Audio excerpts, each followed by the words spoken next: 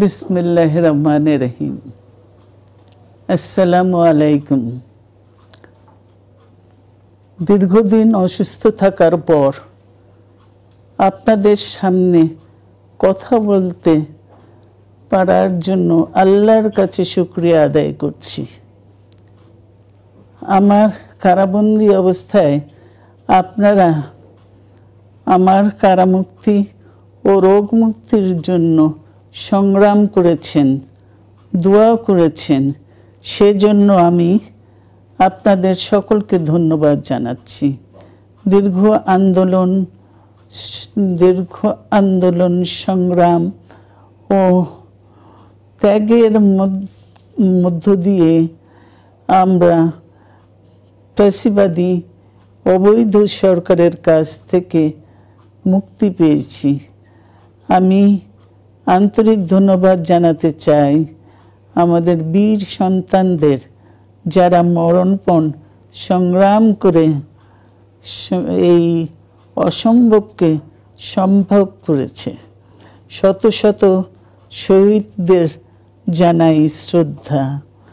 এ বিজয় আমাদের নতুন সম্ভাবনা নিয়ে এসেছে।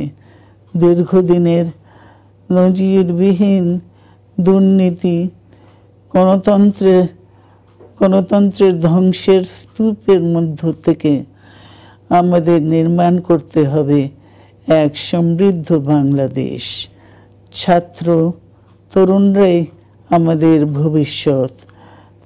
তরুণরা এই যে স্বপ্ন নিয়ে বুকের রক্ত ঢেলে দিয়েছে, সেই স্বপ্ন বাস্তবায়নে করতে মেধা, যোগ্যতা, জ্ঞান ভিত্তিক গণতান্ত্রিক বাংলাদেশ গড়ে তুলতে হবে। শোষণহীন সমৃদ্ধ বাংলাদেশ। সকল ধর্মের গোত্রের অধিকার নিশ্চিত করতে হবে। শান্তি,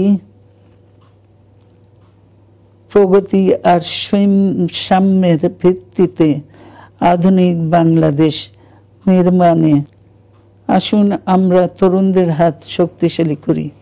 ধ্বংস নয়, প্রতিশোধ নয়, প্রতিহিংসা নয়, ভালোবাসা